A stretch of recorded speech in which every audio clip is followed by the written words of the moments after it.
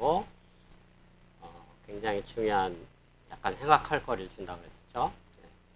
노 프리 런치 디어름이 사실은 이론적으로 AGI가 존재할 수 없다라는 걸 이미 오래전에 증명이 되어 있습니다. 96년에. 근데 사람들은 AGI를 만들려고 하죠. 그래서 이런 간극을 어떻게 메꿔나가야 되는가에 대해서 여러분들이 한번 생각할 거리를 주는 그런 중요한 이론입니다. 자, 그래서 우리가 지금 뭘 하려고 하냐면 오늘 이번 시간에는 그냥 쉽게 얘기하면 우리가 1장에서 매우 강조한 사실인데 모든 머신러닝, 딥러닝은 항상 이분법으로 이루어졌다 라는 얘기를 했었죠. 즉 트레이닝 하는 단계와 인퍼런스 하는 단계, 러닝 하는 단계와 테스트 하는 단계, 이게 완벽하게 분리가 되어 있습니다. 사실 우리가 알고 있는 모든 AI 기술들이 다 그렇게 분리가 되어 있죠. 챗GPT 포함해서 나중에 보면 디퓨전 모델 등등등 다. 네. 자, 그래서 우리가 6장에서 핵심적으로 좀 수학적으로 다뤄보고 싶은 것은 이 트레이닝과 인퍼런스가 완전히 분리되어 있는데 이분법이라는 얘기가 그런 뜻입니다. 서로 따로 논다는 얘기입니다. 그러면 이 따로 노는 거가 어느 정도 상관관계가 있는지, 이게 완전히 상관관계가 없으면 머신러닝 AI를 할 필요가 없어집니다. 왜냐하면 학습시켰는데 현장에 적용했을 때 아무 성능이 안 나와 버릴 테니까. 그렇죠? 그러니까 분명히 무슨 상관관계가 있는데 그렇다고 완전히 똑같지는 않습니다. 그러면 분명히 둘 사이에 상관관계는 있지만 똑같지는 않은 그런 아주 묘한 관계라는 얘기죠. 그 관계를 조금 정밀하게 한번 유도해보자 라는 얘기입니다. 그러려면 좀 수학적인 테크닉과 확률 이론적인 테크닉이 필요하다라는 얘기죠. 그래서 지난 시간에 확률 이론을 소개를 했습니다. 구체적인 측명은 여러분들이 첫 번째는 그냥 학부 수준 확률 책에서도 증명을 찾아볼 수 있고, 두 번째는 약간 대학원 수준의 책에서 찾아볼 내용인데 어쨌든 결론만 여러분들이 가져오면 되겠습니다. 그래서 유니언 바운드라는 것과 그다음에 폭딩 이니퀄리티라는 두 가지를 가지고 우리가 아주 재미난 이론을 한번 유도해보겠다. 아주 단순한 이론인데 아주 뭐 이렇게 파워풀한 이론은 아닙니다. 그렇지만 우리가 하려고 하는 머신러닝, 딥러닝이 어떤 비헤이비어를 보이는지를 좀 단편적으로 예측할 수 있는 그런 이론이 되겠습니다. 자, 그래서 이제 몇 가지 이제 용어 정의를 1장에 다 나왔던 내용인데 용어를 정의를 해보도록 하겠습니다. 일단 트레이닝 데이터셋은 그래서 이제 슈퍼바이즈 러닝을 가정합니다.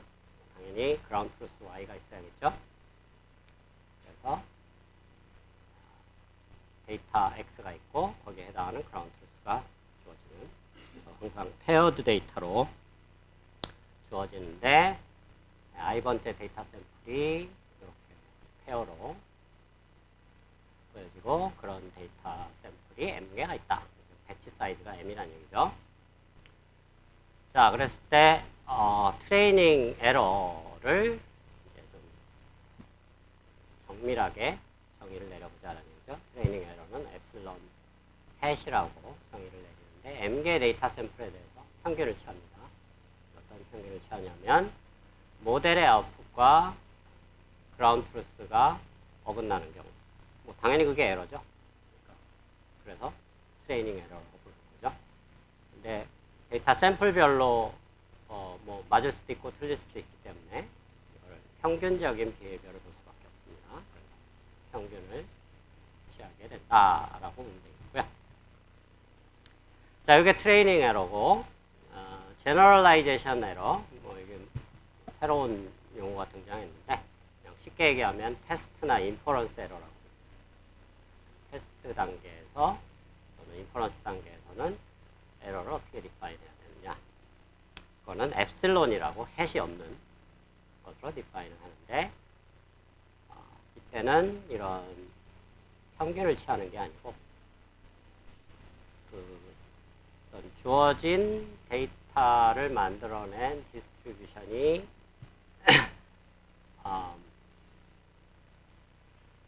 있다고 가정을 했을 때 그때 H라는 머신러닝 모델의 아웃풋이 그라운드 트루스하고 다를 확률. 그러니까 이거는 어떻게 보면 이제 true probability에 해당되고 실제로는 이거를 알 수 있는 방법이 없습니다. 그러니까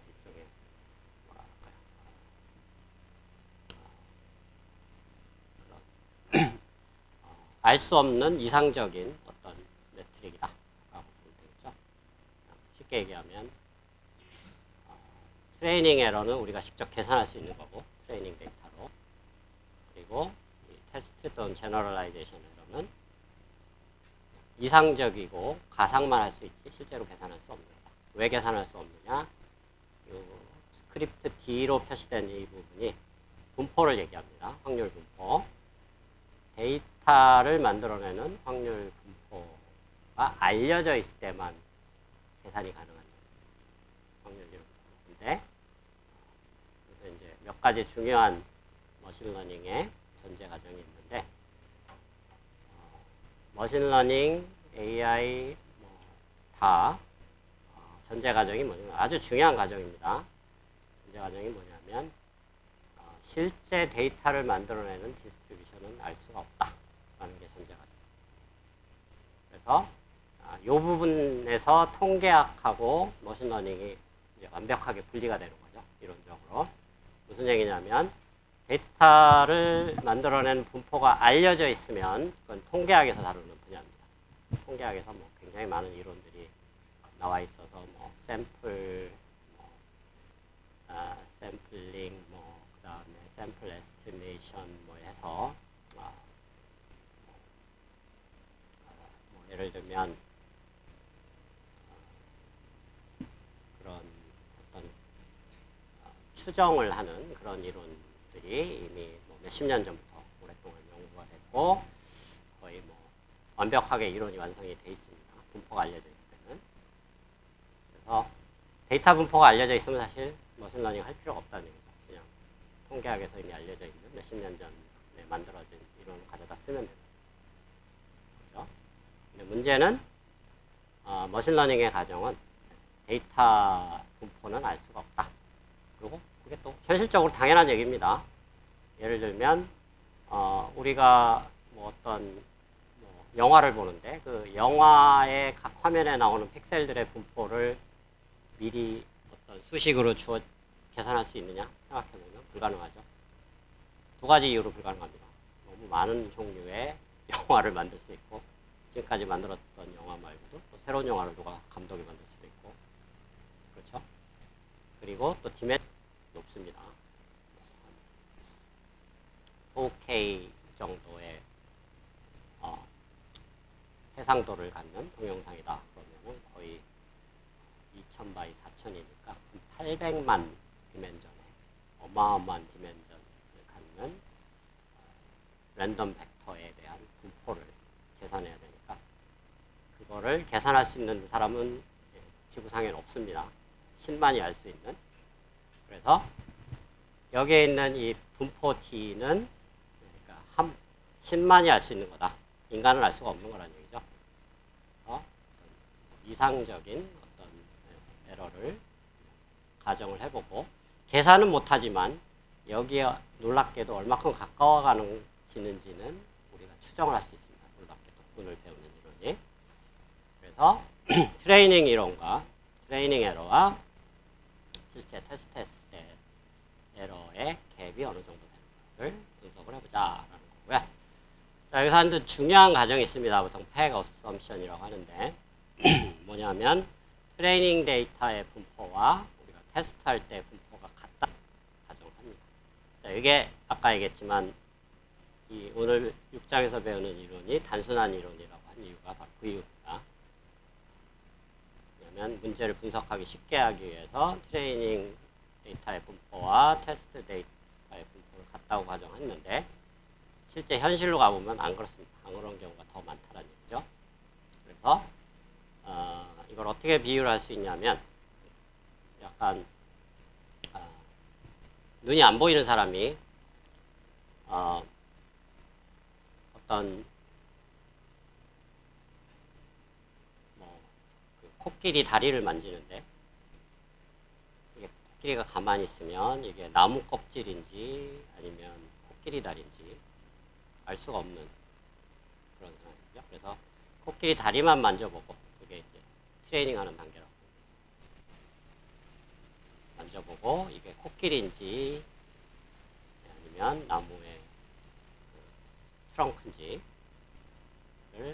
예측하는 그런 문제라고 보면 되겠죠. 그래서 머신러닝이 굉장히 어려운 이유는 바로 거기에 있습니다. 통계학은 아주 쉽습니다. 왜냐하면 모든 걸 다 알고 있기 때문에 거기에 따라서 다 계산만 해버리면 되기 때문에. 근데 머신러닝은 알 수 없는 게 있다는 거죠. 그래서 이런 근본적인 뭐랄까 디피컬티를 머신러닝이 가지고 있다라는 걸 여러분들이 이 기회에 확실하게 이해를 하고 넘어가면 좋겠습니다. 자, 그래서 이제 그 논의를 좀 단순하게 하기 위해서 슈퍼바이즈 러닝 중에 바이너리 클래시피케이션만 한번 고려해보자라는 거죠.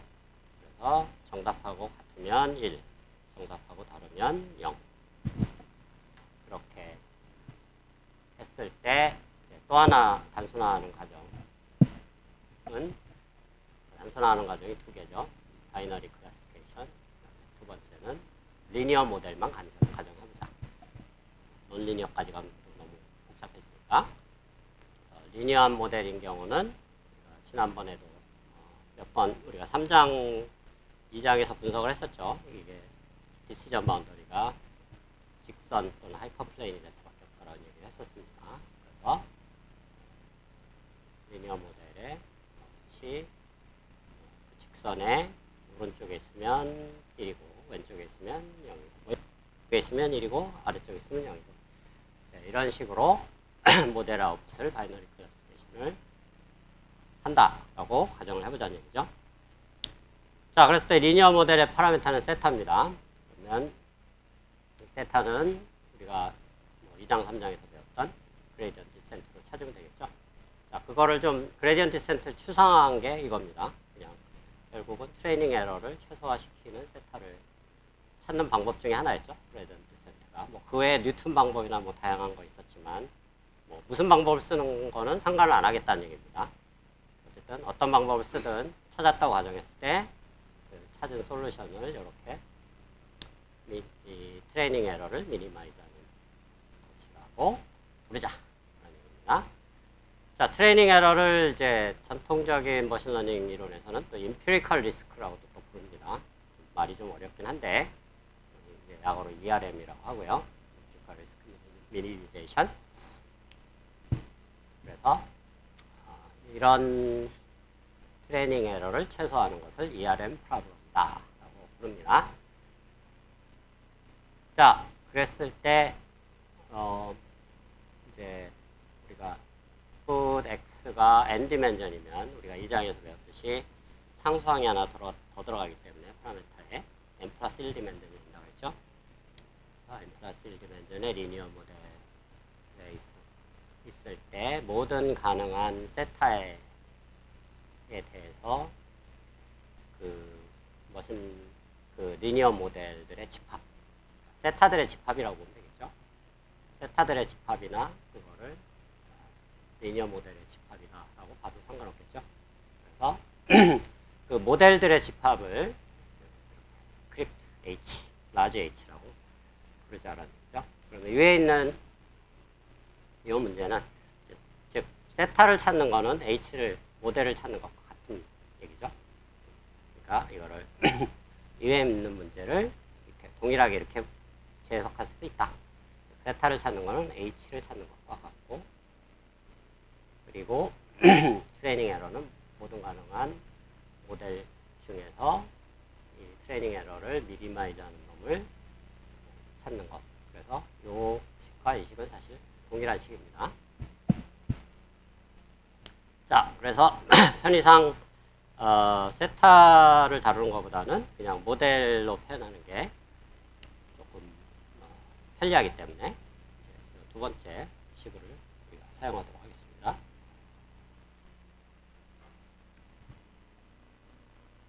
자, 그랬을 때 이제 이 H라는 집합을 유한한 개수의 집합이라고 한번 가정해보자는 얘기죠. 나중에 이제 무한한 개수인 경우로 확장해 볼 텐데, 즉 세타들이 컨티뉴어스하니까 사실 무한계여야 되는데 그게 아니고 세타들이 디스크리트하다, 뭐 예를 들면 정수값만 갖는다, 뭐 이런 경우, 좀 더 뭐 자세하게 들어가면 나중에 배우는 이제 퀀타이즈가 된 형태의 값만 갖는다라고 가정을 하면 이게 유한계의 원소를 갖는 집합으로 볼 수도 있습니다. 즉 우리가 다루려고 하는 리니어 모델의 총 개수가 유한계다 라는 상황으로 한번 이거는 이론 전개 편의상 그렇게 한번 가정을 해보자는 얘기죠.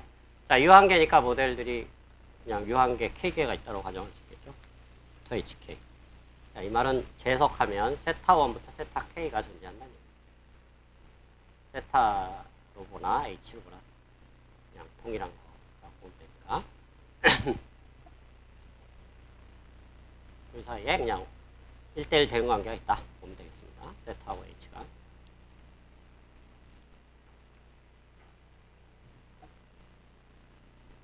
자, 그랬을 때 이 중에 어느 특정 모델 하나 보정을 시켜놓고 뭐 I번째를 보정을 시켜놓고 자, 새로운 랜덤 베리어블 하나 짓을 디파인을 하는데 자, 모델 HI가 주어졌을 때 어느 특정 데이터 X가 들어왔을 때 여기서 이제 우리가 약간 시각을 달리합니다. 아까는 트레이닝 데이터가 미리 주어졌기 때문에 뭔가 디터미스틱한 양으로 봤는데 그래서 시각을 좀 다르게 봅니다. 트레이닝 데이터에 있는 데이터들이 랜덤하다고 가정을 해보자라는 거죠. 즉 X하고 Y가 항상 같이 따라다니긴 하지만 랜덤한 어떤 벡터다라고 한번 보자라는 거죠. 그러면 X도 랜덤하고 거기에 해당되는 Y도 같이 랜덤하니까 두 개가 다르면 1이 되는 값을 갖는 거고 그리고 같으면 0이 되는 아니죠, 반대죠. 다르면 1이네요. 같으면 0이네요. 그런데 이게 1이냐 0이냐가 x, y 자체가 랜덤하기 때문에 여러분들 확률이론에서 배웠는지 모르겠는데 확률이론 배웠으면 당연히 나오는 얘기입니다. 어떤 랜덤 베리어블의 함수도 랜덤 베리어블이란 말이죠. 이 랜덤 베리어블의 함수입니다. 그렇죠? 이 가로 안이 맞냐 틀리냐에 따라 1, 0 값을 가지니까 그게 일종의 함수죠. 그래서 랜덤 베리어블의 함수이기 때문에 이 짓도 랜덤 베리어블일 수밖에 없다. 라는 얘기입니다. 자, 근데 이제 이 X, Y가 트레이닝 데이터의 어떤 특정 샘플, 제2번째 샘플이라고 한다면 그 제2번째 샘플이 이제 랜덤하다라고 가정을 하는 거죠. 뭐 이건 이제 굳이 뭐 TMI이긴 하지만 트레이닝 데이터에서 제2번째가 왜 랜덤하냐 좀 이상하게 들릴 수도 있지만 이렇게 해석하면 됩니다. 그 J라는 인덱스가 정해진 게 아니고 여러분이 트레이닝 데이터에서 랜덤하게 샘플링 할 경우는 당연히 랜덤할 수밖에 없겠죠. 그렇게 해석하면 되겠습니다.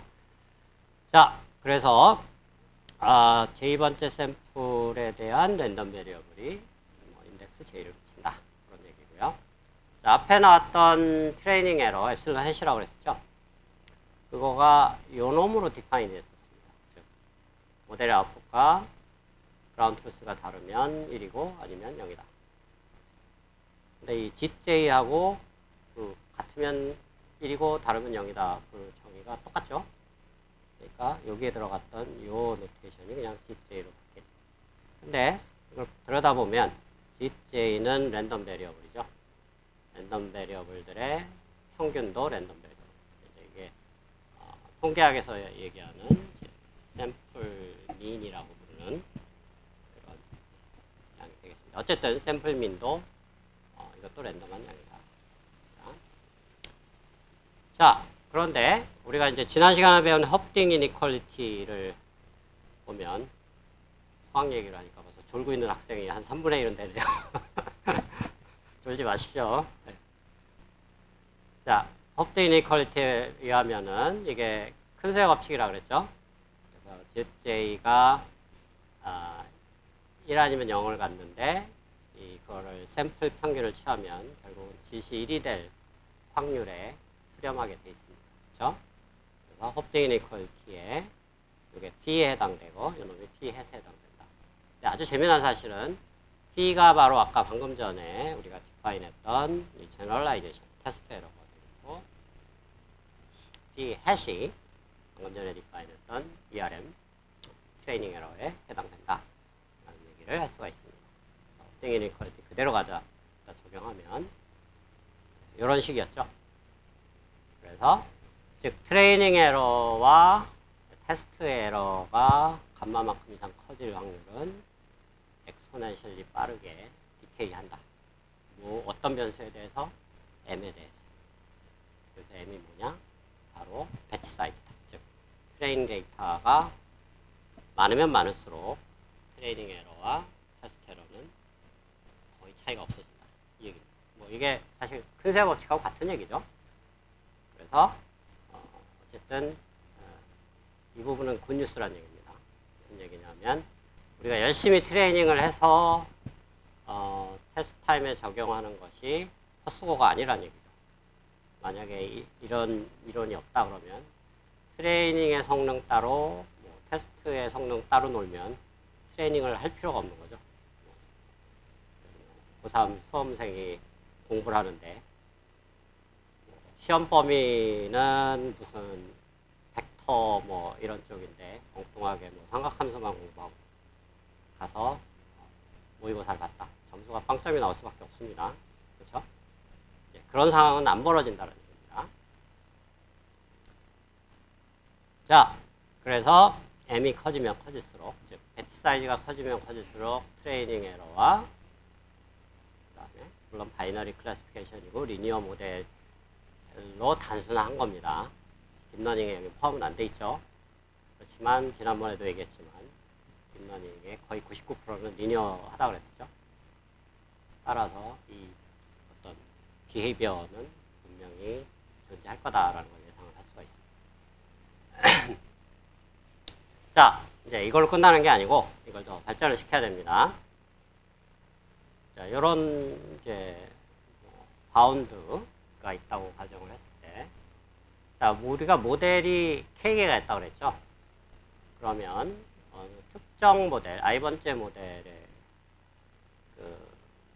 요걸 이제 제너럴라이제이션 갭이라고 하는데, 트레이닝 에러와 테스트 에러 사이의 차이가 감마보다 커지는 거, 제너럴라이제이션 갭에 해당되는 확률 사건 이벤트를 AI라고 부르자.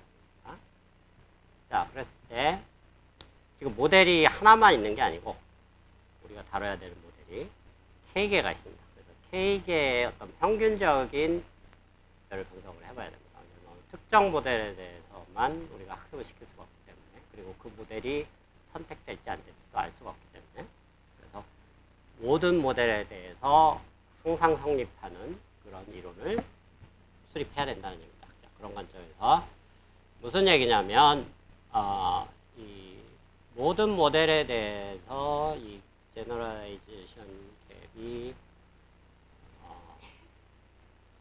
감마보다 커지는 제너럴라이제이션 에러가 좀 안 좋은 확률이죠, 사실은. 이 하나라도 존재하면 안 좋은 겁니다. 즉, 안 좋은 확률을 계산하자고 해보자는 2가 거꾸로 되어 있는 거는 존재한다. 아시죠? 자, 이거를 다시 얘기하면, 확률 사건으로 얘기하면, 안 좋은, i번째 모델에 대해서 안 좋은 이벤트니까, 이 모든 그 모델에 대해서 저 안 좋은 이벤트들의 합집합에 대한 확률을 계산하면 이거 같다라는 걸 알 수가 있습니다. 그렇죠? 왜냐하면 하나라도 존재한다는 얘기는 5 사건에 해당되기 때문에. 그렇죠? 그래서 이런 합사건이 되고, 자, 이게 이제 지난 시간에 본 첫 번째 그 확률 이론, 유니언 바운드라는 거였죠. 합집합 확률은 각각의 확률의 합보다는 작다. 뭐 이건 직관적으로 당연한 얘기죠. 자, 그래서 요 안에 있는 요 이벤트가 일어날 확률은 바로 방금 전 페이지에서 유도한 홉딩 이니퀄리티입니다. 즉, 요놈이 2 곱하기 뭐 엑스포넨셜 하고 m에 반비례하는 그런 디케이하는 성질인데, 재미난 사실은 더 이상 모델의 인덱스에 이게 디펜던스가 없죠.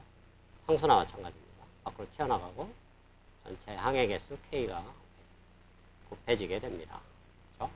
자, 이게 전체적으로 안 좋은 확률이라고 그랬죠. 뭐가 잘 안 되는 확률을 우리가 계산한 겁니다. 즉, 트레이닝 에러와 테스트 에러가 갭이 너무 커지는 확률이 하나의 모델이라도 존재하면 안 좋은 거기 때문에 그럴 확률이 얼마인가를 계산한 겁니다. 그러면 우리의 목표는 뭐냐면 그 안 좋은 확률을 최소화시켜야겠죠. 아주 작은 값으로. 그 작은 값을 우리가 임의로 이제 주어지는 숫자입니다. 일종의 스레셜드 같은 델타라고 놓자. 뭐 보통 한 10의 마이너스 3승, 뭐 10의 마이너스 2승 이렇게 놓는다고 보면 되겠습니다. 확률로 퍼센테이지로 보면 한 1% 정도, 0.1% 정도로 생각하면 되겠습니다. 자, 그래서 이런 식이 나오고, 자, 방금 계산한 건 안 좋은 확률을 구한 거죠. 그럼 좋은 확률을 구하려면 어떻게 해야 되느냐? 그거의 여사건을 구해버리면 되죠. 그렇죠? 즉, 이놈의 여사건, 여기 마이너스 붙이면 여사건이고, 여러분들이 고등학교 때 이런 뭐 증명과 명제 이런 거 요즘도 배우나요? 여기 학생? 여기 학생도 배우나요? 졸지 말고. 자, 그래서 모든, 자, 어떤 이게 명제나 비슷한 건데, 어떤 하나에 대해서 이런 게 존재하는 게 하나라도 있을 이벤트는 그거의 여사건은 모든 거에 대해서 그의 반대 사건을 만족해야 된다. 뭐 이게 유명한 뭐 성질이죠. 그거를 그대로 여기 A를 거꾸로 한 게 모든 H에 대해서라는 뜻입니다.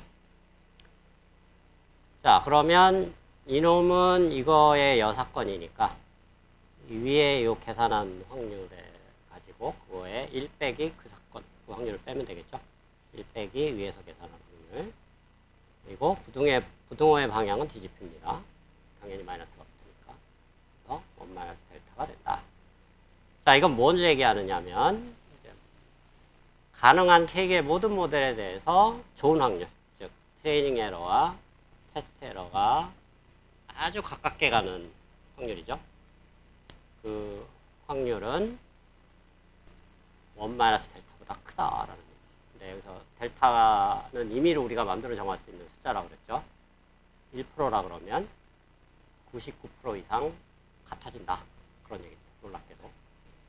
그래서 모든 모델에 대해서도 이게 성립을 할 수 있다. 모든 모델에 대해서 성립한다 그래서 이걸 유니폼 컨버전스라고 부를까 라는 얘기죠. 자, 이제 여기서 이제 뭐 중요한 증명은 끝난 겁니다. 그러면 이제 이걸 가지고 머신러닝적으로 어떻게 해석을 할 건가를 한번 생각해 보자는 얘기죠. 자, 방금 전에 요 그 끝에서 세 번째 식 이런 식이 유도가 됐습니다. 즉 안 좋은 확률이 델타보다 작다. 자, 여기서 요 부등식을 예를 들면 m에 대해서 정리를 해보면 이런 식이 나올 수 있겠죠. 이건 집에 가서 한번 m에 대해서 뒤집고 뭐 해서 정리해보기 바랍니다. 그러면 이런 식이 나오게 된다라는 얘기죠. 자, 이게 무슨 의미인가를 한번 해석을 해볼까요?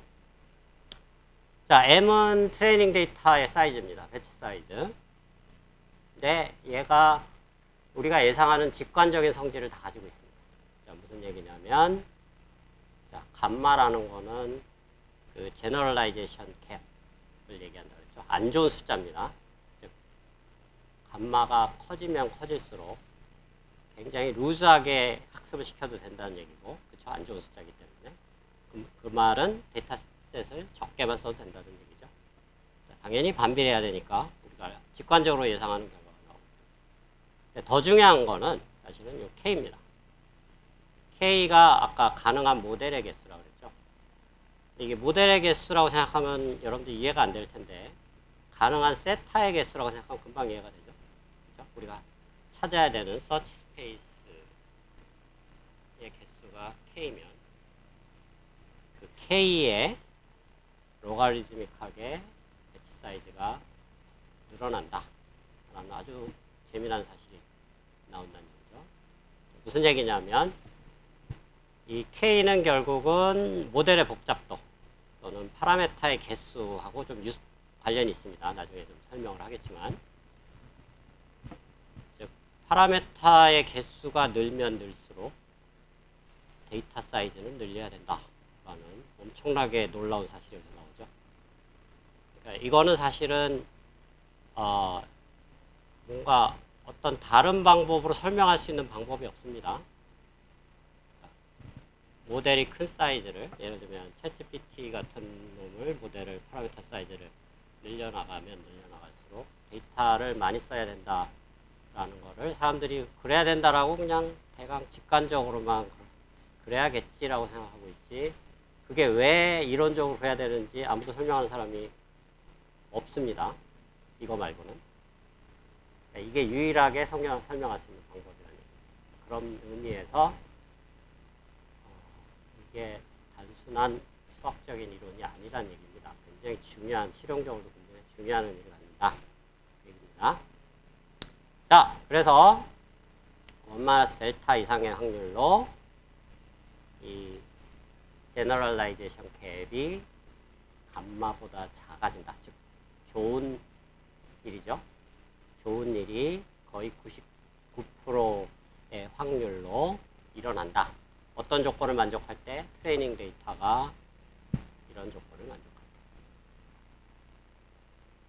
그래서 여기서 구체적인 이런 수식을 외울 필요는 없고 여러분들이 관심을 가져야 될 것은 뭐가 뭐에 비례한다에 포커스를 맞춰야 됩니다. 이게 여기서는 우리가 이 이론을 배우는 가장 중요한 목적입니다. 자, 그리고 이 델타는 작으면 작을수록 좋은 거니까 안 좋은 확률이니까 제일 작게 만들면 좋은 거니까 이걸 이퀄로 봐도 무방합니다. 델타를 이퀄로 놓으면은 이거를 감마에 대해서 다시 계산해 볼 수 있겠죠. 이걸 감마에 대해서 풀어보면 감마를 일로 보내고 m을 이쪽으로 보내고 뭐 2n분의 1하고로 투치하면 됩니다. 이게 감마나 마찬가지라는 얘기고 마찬가지가 아니고 감마입니다. 자, 이걸 감마로 보면 이렇게 식을 해석할 수 있다는 거죠. 즉, 제너럴라이제이션 캡은 뭐 루트로 씌어진 식이 나오는데 트레이닝 데이터에 반비례하고 모델 사이즈에 로가리즘하게 비례한다. 이 사실만 기억하면 되겠다라는 얘기죠. 유도 과정은 별로 안 중요하니까 여러분들이 유도 과정은 이해할 수 있으면 더욱 좋고 이해 안 해도 상관없습니다. 여러분들이 결론을 잘 이해하도록 노력을 해보기 바랍니다. 자, 그럼 여기서 굉장히 중요한 결론을 하나 또 유도를 할 수 있습니다. 이 식을 통해서. 자, 이게 감마죠. 자, 감마라고 했을 때 우리가 이제 새로운 또 개념을 하나 도입을 하는데 가장 최선의 머신러닝 모델, 즉 가장 최선의 파라메타, 즉 H 모델하고 파라메타 세타는 거의 동등하다고 그랬죠. 1대1 대응관계니까. 즉 스타라는 거는 이제 옵티말하다라는 얘기인데 옵티말한 모델은 어떻게 정의를 내리느냐. 재미나게도 이거는 계산할 수 없는 모델입니다. 왜 그러냐면 방금 전에 디파인했던 테스트 에러, 제너럴라이제이션 에러를 최소화하는 그런 모델을 또는 파라메타를 옵티말 모델이라고 가정을 하잖아요. 근데 이 테스트 에러 자체가 계산 불가능하다고 그랬죠. 머신러닝의 기본 가정 때문에. 이거는 신만이 할 수가 있습니다. 에러 자체를 신만이 할 수 있는데 그거를 최적화하는 모델도 당연히 신만이 할 수 있겠죠. 자, 그 이상적인 모델 또는 세타 스타를 H 스타 또는 세타 스타라고 불러보자. 자, 이거는 계산 불가능한 겁니다. 근데 이 계산 불가능한 거가 우리가 계산 가능한 거하고 얼마큼 차이가 있는가는 놀랍게도 계산해 볼 수가 있다는 얘기죠. 재미난 사실은. 자, 어떻게 계산하느냐? 이 식을 이용하면 된다는 얘기죠. 자, 이게 감마죠. 예, 이거는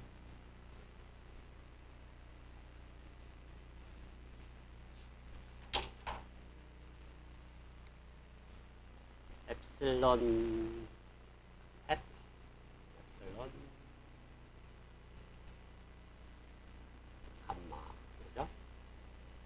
절대값이 있으니까 절대값 프로 해치면 이렇게 쓸 수도 있죠. 그 이 둘 사이의 순서를 뒤집어도 상관없죠. 절대값이 있으니까. 이거를 엡실론 햇이라고 해도 상관없습니다. 자, 이 부등식을 풀어 헤치면 이렇게 볼 수 있겠죠. 플러스 감마보다 작고 마이너스 감마보다 크고. 그렇죠?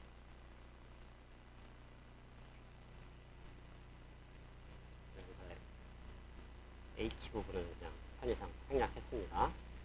자, 이 항을 그냥 양쪽에 다 옮겨버리면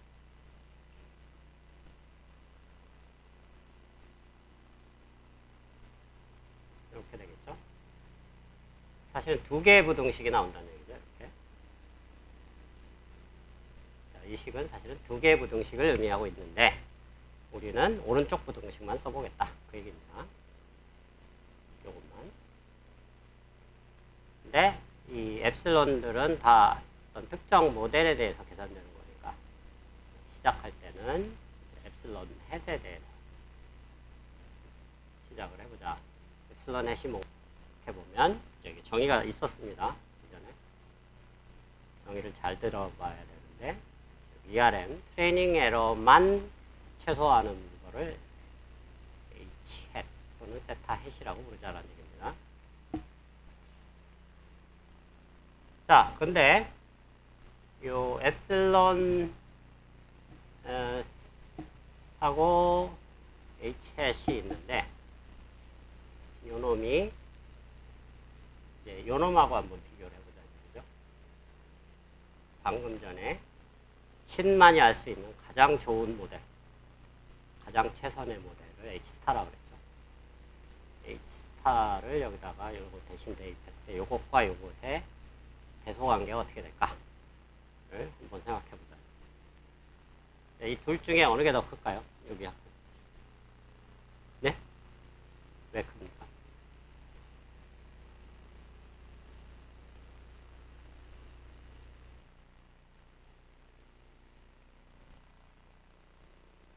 네? 아까 여기서 가장 이상적인 값은 H스타라고 그랬는데 그럼 어느 게 더 크죠? 자, 그 옆에 학생.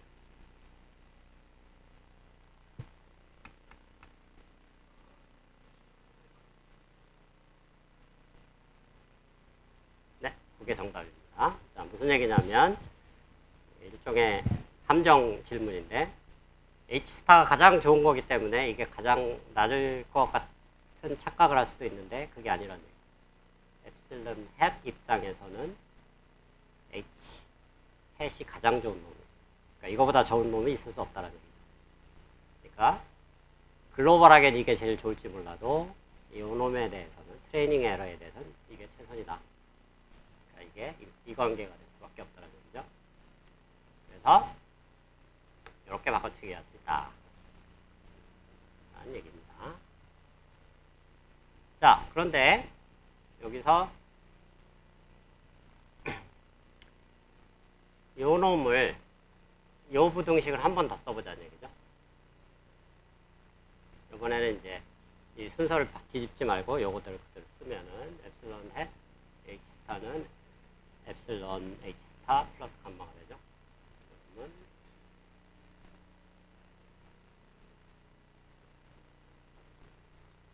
네, 감마가 두 번 나왔으니까 전체적으로 투감마가 됩니다. 자, 처음하고 끝에만 비교를 해볼까요? 요놈과 요놈이죠. 자, 처음은 뭘 의미하느냐? 트레이닝에서 최선으로 찾은 모델의 테스트 에러입니다. 두 번째는 뭘 의미하느냐? 신만이 알 수 있는 가장 최선의 모델이 테스트 상황에서의 최선의 에러입니다.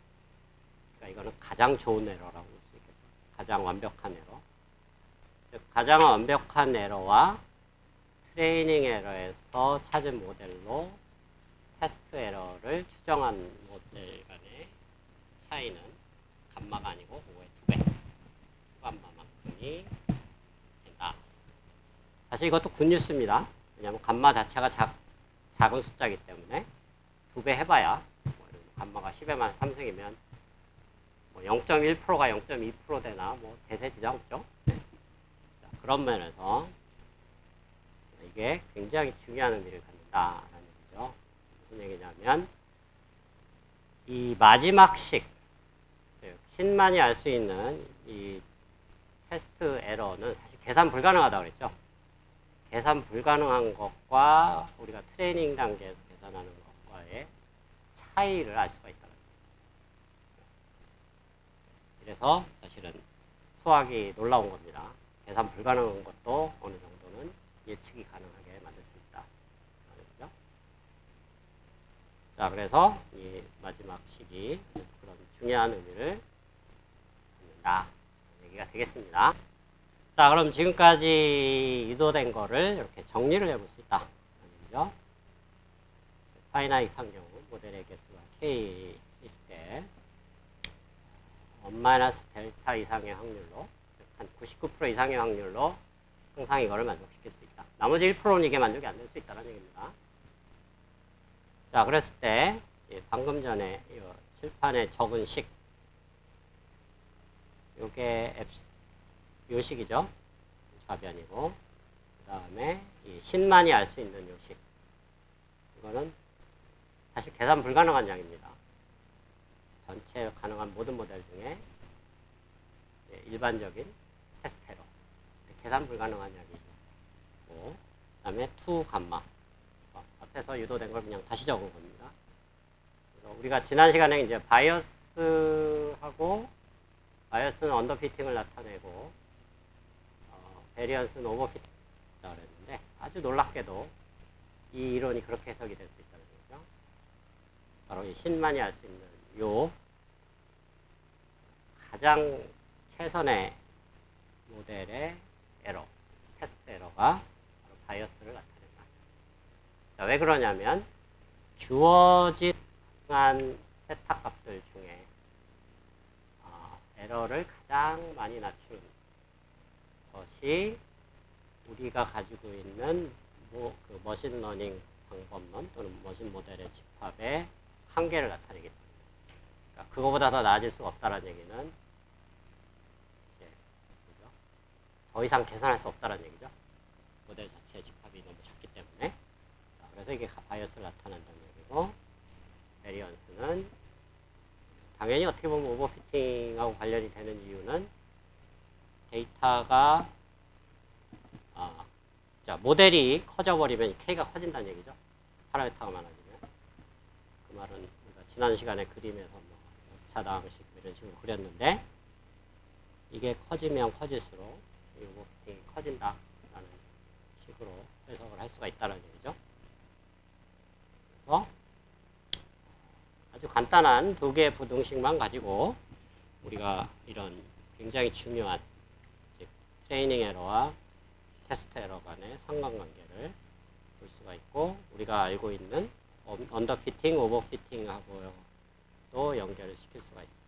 그리고 이제 실용적인 관점에서 이게 필요할 수밖에 없는 이유는 아까 이런 식이 나왔었죠. M은 이렇게 되는데 이 모델의 사이즈에 대해서 비례한다.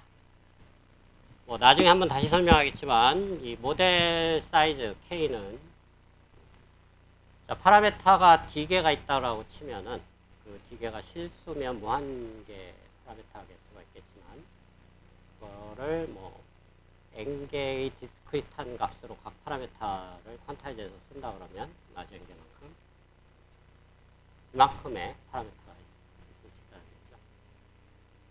그래서 퀀타이즈를 하면 네, 실제로 컴퓨터에서 계산할 때는 퀀타이즈를 할 수밖에 없습니다.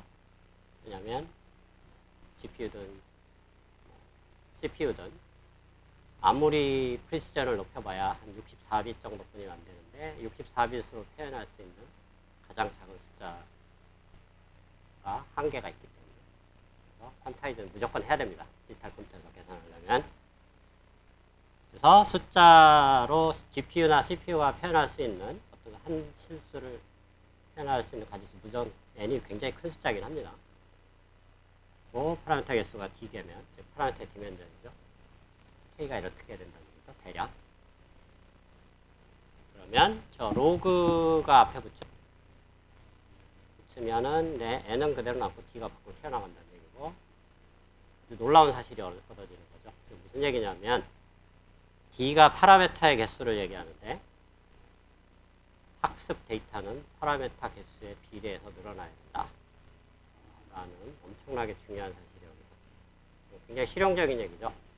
무슨 얘기냐면 여러분들이 어떤 학습 모델을 프로젝트로 뭐 파라미터 한 100만 개짜리로 딥러닝을 모델을 학습시켰다. 근데 뭐 어떤 이유든 성능이 잘 안 나오든 뭐 어떤 이유 때문에 딥러닝 레이어를 높여서 뭐 한 1000만 개로 늘렸다. 파라미터 개수를 레이어를 10배를 늘려갖고 그럼 데이터셋을 그대로 써야 되느냐? 그게 아니라는 얘기입니다. 일반적으로 데이터셋도 10배를 늘려서 써야 제대로 된 성능이 나온다. 라는 얘기입니다. 그렇죠? 이거는 굳이 실험을 안 해보고도 이론적으로 알 수 있는 부분이라는 얘기죠.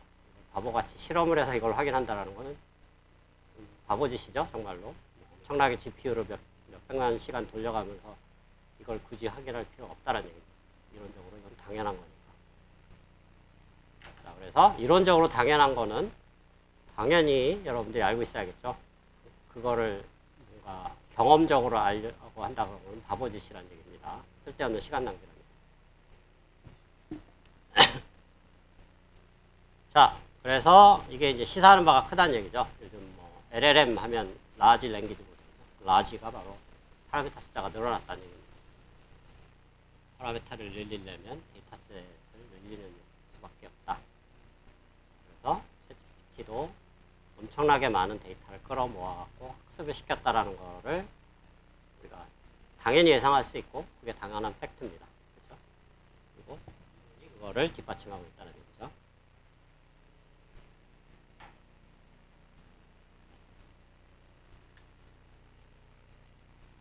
자, 사실 중요한 얘기는 다 끝났고 자, 이거를 파라미터의 개수, 이 K개가 무한계로 가는 경우, 즉 라지 n이 무한대로 가는 경우, 컨티뉴어스한 경우로 가는 경우로 확장해 볼 수가 있습니다. 그러면 좀 복잡한 이론이 더 필요한데 이거는 대학원 수준이라 뭐 자세한 유도 과정은 생략하고 결론만 얘기하도록 하겠습니다. 자, 여기서 이제 중요한 개념이 나오는데 셔터링이라는 개념이 나옵니다.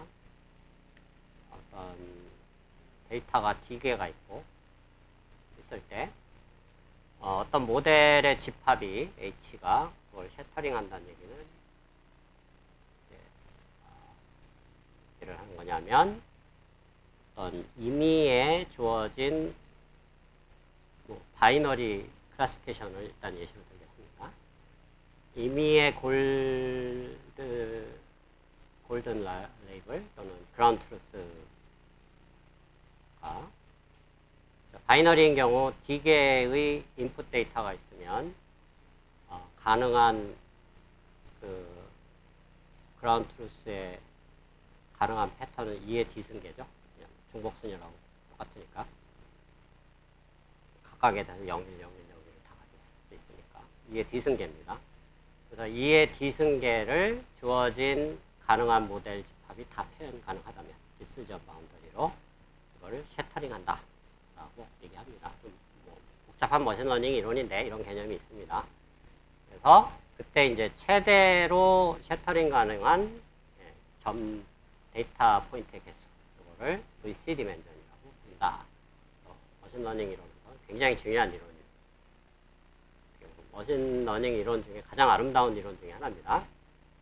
자, 셔터링 개념을 간단히 설명하면 데이터 포인트 3개가 있을 때, 즉 여기서는 이제 파라메타의 디멘전은 리니어 모델인 경우는 3개가 되겠죠. 왜냐하면 인풋이 2디멘전이면 그때 그 파라메타는 플러스 1디멘전이 있다고 그랬죠. 상수항이 들어가기 때문에. 파라메타가 3디멘전일 때 이게 셔터링이 가능합니다. 무슨 얘기냐면 이 3개 포인트에 대해서 모든 가능한 레이블의 콤비네이션, 뭐 이게 다 올 제로일 수도 있고 올 원일 수도 있고 원이 여기만 있을 수도 있고 여기 있을 수도 있고 뭐 제로가 여기 있을 수도 있고, 그래서 총 16개가 있다는, 8개가 있네요. 이게 3승이니까. 자, 그래서 올 제로는 이렇게 디시전 바운드리라면 여기가 0이고 여기가 1이, 여기가 제로고 여기가 1이면 이렇게 디시전 바운드리. 그래서 모델들이 이 모든 가능한 데이터의 레이블 컨비네이션을 다 표현 가능하다. 그랬을 때 최대의 데이터 포인트의 개수를 VC 디멘전이라고 한다.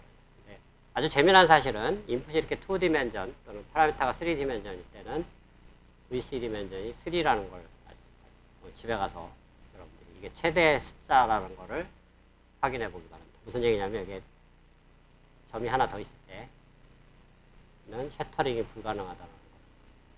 왜 불가능할까요? 여기 학생. 졸고 있는 학생. 지금은 안 졸았네요. 쏘리. 왜 불가능할까요? 이거 다 배운 건데.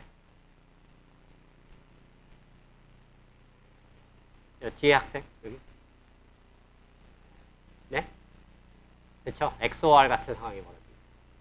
여기가 00, 11이면 이건 죽었다 깨나도 분리가 안 됩니다. 우리 2장인가 3장에서 배웠죠? XOR은 싱글 레이어로는 표현 불가능하다라는 것과 거의 같은 얘기입니다. 왜냐하면 리니어 모델은 싱글 레이어에 해당되니까. 자, 근데 뭐 이게 하나의 사례만 있으면 된다는 얘기입니다. VC 디멘전에 모든 그러니까 가능성에 대해서 다 셔터링할 필요 없다. 그러니까 이런 경우 셔터링 불가능합니다. 같은 3개의 개수라도 0, 1, 0이면 왜 그런지 집에 가서 확인해 보기 바랍니다. 자, 어쨌든 셔터링을 할 수 있는 가장 큰 개수의 인풋 데이터 포인트의 개수를 VC 디멘전이라고 할 때 이 VC 디멘전이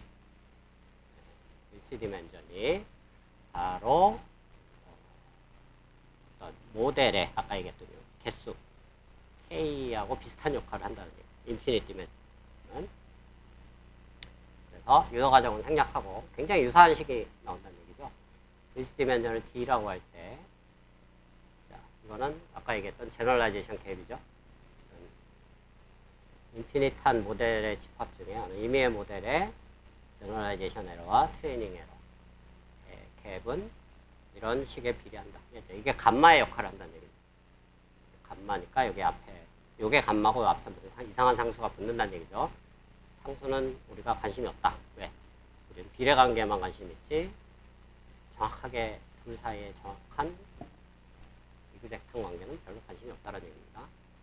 자, 그럼 아까하고 똑같이 이게 감마라고 본다 그러면 똑같이 이 부등식을 헤쳐놓을 수 있겠죠. 여기에 2 감마가 여기에 들어가는데 사실 비례관계만 볼 때는 여기 2가 사실은 의미가 없는 상수라는 얘기입니다. 날려버리고 2 감마에 해당되고 이거는 신만이 알 수 있는 가장 옵티멀한 모델의 그 제너럴라이제이션 테스트 에러. 그러니까 옵티멀한 모델도 알 수가 없고 신만이 알 수가 있죠. 그 다음에 테스트 에러도 사실은 계산 불가능합니다. 왜냐하면 우리가 분포를 알 수가 없기 때문에. 그래서 머신 러닝의 참 뭐라 그럴까요? 아름다움과는 동시에 존재하는데 바로 분포를 알 수 없는 상황에서 데이터만 주어진 상황만으로 뭔가를 추정하려는 게 머신러닝의 근본적인 적이다 라고 여기서 여러분들이 다시 한번 생각해 볼 수 있는 생각거리가 있다는 얘기입니다. 자, 그래서 이것도 바이어스고 이것도 베리언스다. 그리고 투감마에 해당된다. 그리고 재미난 사실은 여기 M이 데이터셋 사이즈고 D가 VC 디멘전이죠. 자, 감마라는 걸 일정하게 유지하는. 자, 이 D 오버 M 여기도 역수가 있지만은 감마가 일정하게 유지된다는 얘기는 이 첫 번째 항이 거의 일정하게 유지가 돼야 된다는 얘기죠. 자, 아까 파이나이트 케이스하고 동일한 결론이 나온다는 얘기입니다. 무슨 얘기냐면 M이 배치 사이즈가 모델의 VC 디멘전과 비례해야 된다. 근데 실제로 계산을 해보면 리니어 모델인 경우는 VC 디멘전과 파라메타의 디멘전은 거의 선형적으로 비례한다는 게 이미 알려져 있습니다. 그래서 아까와 거의 이 식과 유사한 결론을 얻을 수 있다. 얘기를 할 수가 있겠죠. 자, 그래서 이제 뭐 다소 복잡한 이론이었지만 뭐 다 어렵고 귀찮고 모르겠다 그런 학생들은 한 가지만 기억하면 됩니다. 데이터셋 사이즈는 모델 파라메타의 개수에 비례해서 늘려야 된다. 안 늘리면 성능이 떨어진다. 그 사실만 기억을 하면 되겠고, 이게 어떻게 보면 실용적으로 가장 중요한 결론이 되겠죠. 이 이론에. 그래서 이 두 번째 항이 감마에 해당하는 부분이 베리언스라고 그랬으니까 오버피팅에 해당된다고 그랬죠. 자, 오버피팅을 어떻게 줄여야 되느냐를 그냥 정답을 여기서 알려주고 있습니다. 이 이론이. 무슨 얘기냐면 오버피팅을 줄이려면 모델 파라메타 사이즈에 비해서 데이터 사이즈를 늘려야 된다. 그 얘기입니다. 그렇죠? 아니면 반대로 그런 경우는 거의 없지만 데이터셋에 고정되어 있으면 파라메타 사이즈라도 줄여줘야 된다. 그 얘기입니다. 왜냐하면 너무 큰, 그러니까 주어진 문제는 아주 간단한 문제인데 너무 복잡한 머신러닝 알고리즘을 돌리면은 오히려 성능이 안 좋아질 수도 있다는 얘기입니다. 단순한 모델로 풀어야 된다. 즉 예를 들면 무슨 뭐 한 10개 정도의 뭐 숫자를 구분하는 사이파 10이라는 그런 이제 데이터셋인데 굉장히 간단한 문제입니다. 그런 경우는 사실 우리가 지난 챕터에서 배운 뭐 레즈넷 한 18레이어짜리만 해도 충분합니다. 사실은. 그것도 사실 과다합니다. 사실은. 그런데 그거를 레즈넷이 좋다라는 생각만 하고 그 다음에 딥하게 쌓는 게 좋다라는 생각만 하고 레즈넷 한 100레이어짜리를 쓴다. 바보짓이라는 얘기죠. 그럼 바보짓은 하지 말라는 얘기입니다. 이 이론이 그런 짓들은 바보짓이라는 것을 이미 알려주고 있다는 얘기죠.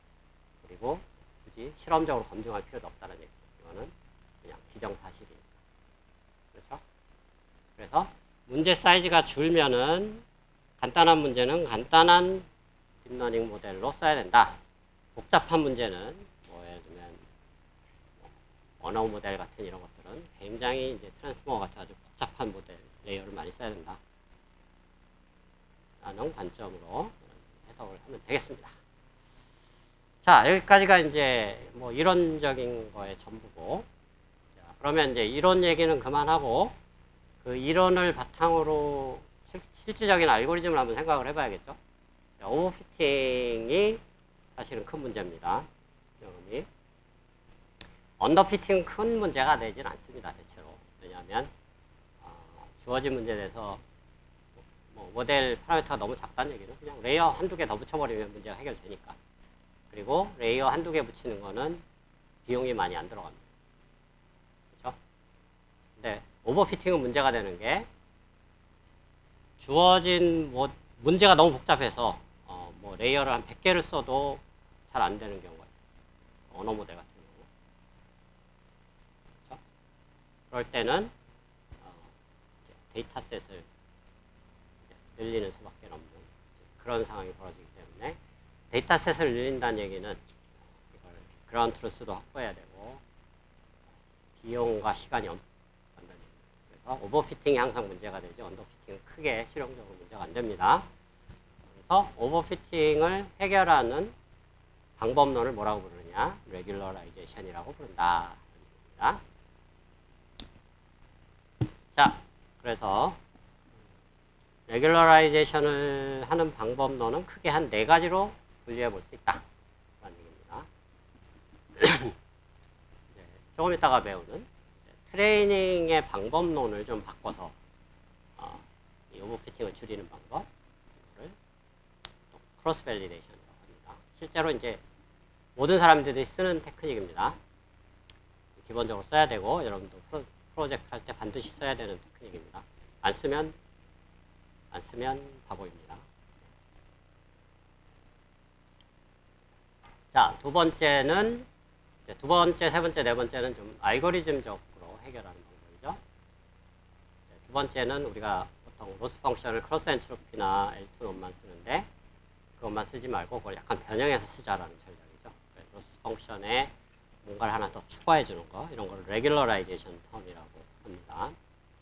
그래서 보통은 파라메타의 크기를 적당하게 상수배해서 더해줘서 쓰는 이런 테크닉을 씁니다. 자, 이게 왜 저런 방법을 쓰면 좋은지는 좀 이론적으로 설명이 가능합니다. 베이지안 메서드라는 방법으로 다음 시간에 잠깐 설명을 하도록 하겠습니다. 또 알고리즘적으로도 해결할 수 있는 방법이 있습니다. 딥러닝의 알고리즘으로 대표적인 알고리즘이 바로 우리가 지난 시간에 배웠던 CNN 배울 때 배웠던 드랍아웃이 되겠습니다. 우리 드랍아웃 배웠었나요? 안 배웠었나요? 헷갈리네. 배웠나요, 여기 학생? 안 배운 것 같기도 하고. 네? 배웠나요, 우리?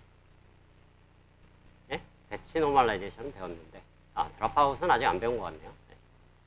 네, 그러면 나중에 다루게 되겠고, 그 다음에 이제 뭐 당연한 얘기인데 오버피팅이 발생하는 근본적인 직관적인 원인은 뭐냐? 주어진 파라미터 사이즈에 비해서 데이터가 너무 작을 때, 즉 D에 비해서 M이 너무 작을 때. 그러면 뭐 어비어스한 방법은 데이터셋을 늘려주면 되죠. 물론 비용이 제일 많이 들어가는 방법이지만. 근데 데이터를 추가로 모으지 않고도 데이터셋을 모을 수 있는 방법이 있습니다. 이걸 오그멘테이션이라고 하죠. 오그멘테이션하는 방법은 기존에 주어진 데이터셋을 막 조합을 해갖고 부풀리는 방법이라고 봅니다. 이렇게 좌우 회전시키고 영상 같으면 뭐 로테이션 시키고 뭐 노이즈를 집어넣고 컬러를 바꿔주고 이런 것들이죠. 명암을 바꿔주고. 자, 그래서 이제 첫 번째 크로스 밸리데이션 그래서 얘기를 해볼까요?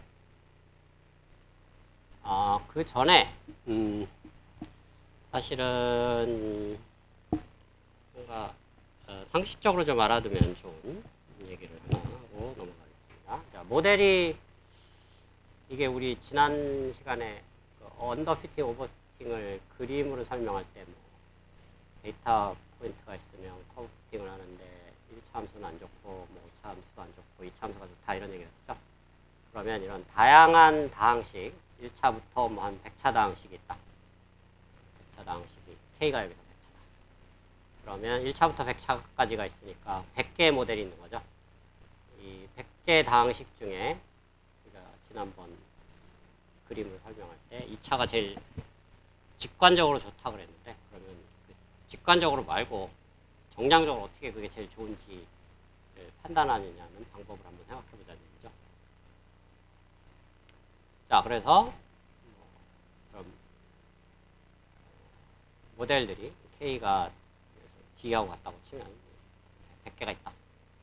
그러면 그 중에 어느 특정 모델 MI를 선택하고 그다음 그 트레이닝 데이터 주어진 S에 대해서 학습을 시키고 그래서 이 D가 100이면은 100개 모델 중에 트레이닝 에러가 가장 좋은, 그러니까 가장 낮게 떨어지는 차수를 선택하면 되겠거니라고 생각을 하는데 그게 잘못된 방법이란 얘기죠. 그게 왜 잘못된 방법일까요? 여기 학생. 우리가 방금 배운 이론에 의하면.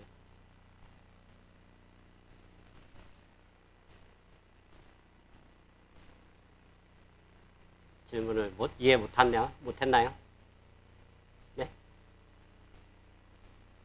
그러니까 다항식이 한 1차부터 100차까지가 있는데 주어진 데이터로 다 학습을 시켜서 트레이닝 에러가 나왔을 때 그중에 가장 적은 트레이닝 에러를 만드는 차수의 다항식을 가지고 컴퓨팅을 하면은 될 것 같은데 그게 잘못된 방법이라는 얘기입니다. 결론만 얘기하면. 왜 그럴까? 가 질문입니다. 뒤에요, 학생.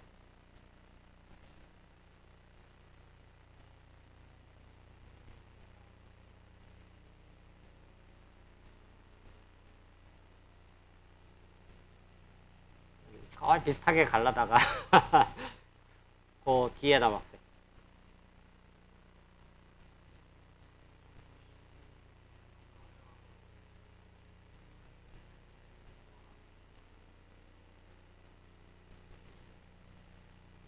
자, 방금 우리가 배운 그 수학적인 이론으로 간단하게 한마디로 설명할 수 있는 사람.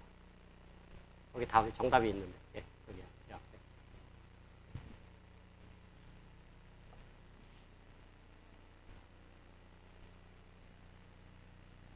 아, 너무 어렵게 설명하는데. 그 앞에 남학생, 하얀 후드 입은 학생. 쉽게.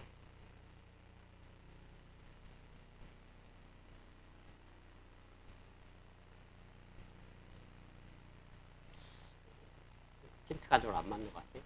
쉽게 답할 수 있는 학생 없나요? 여기 모자 쓴 학생.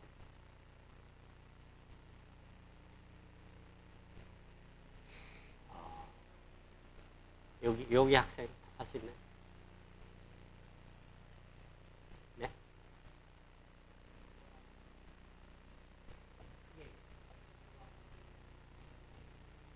그렇죠. 그게 정답입니다.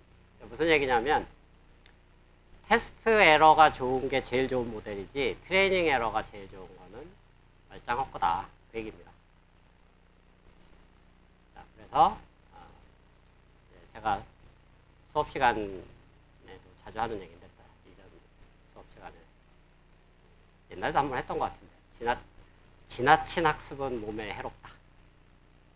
무슨 얘기냐면 고3 수험생이 있는데 어느 특정 참고서만 가지고 죽어라고 그 책만 한 번만 공부하면 될 거를 그거를 1000번, 10,000번 공부하는 거는 오히려 성적에 방해가 될 수 있다. 왜냐하면 거기에 나온 문제 패턴에만 익숙해지고 패턴이 조금만 바뀌어버리면 문제를 못 풀어버릴 가능성이 있습니다. 딱 그런 상황입니다. 그래서 트레이닝 에러로 판단하는 것은 정말로 바보짓이다 라는 얘기입니다. 1장에서 제가 얘기한 이분법, 머신러닝이 이분법으로 이루어졌다는 게 그런 의미에서 정말로 중요하다는 얘기죠. 즉, 우리의 가장 중요한 목표는 테스트 인퍼런스 에러를 낮추는 게 가장 중요한 목표지 트레이닝 에러는 높든 나쁘든 낮든 아무 상관이 없다는 얘기입니다. 물론 약간 낮을수록은 좋죠. 그렇지만 그거를 최소화시키는 게 아무 의미가 없다는 얘기입니다. 그래서 오늘 수업의 내용을 간단히 요약하면 지나친 학습은 몸에 해롭습니다. 여러분들도 가끔 운동도 해주고 다양한 분야를 책도 읽고 해야지 이 수업만 열심히 공부할 필요 없다 그 얘기입니다. 자, 이렇게 요약을 하고 끝내도록 하겠습니다.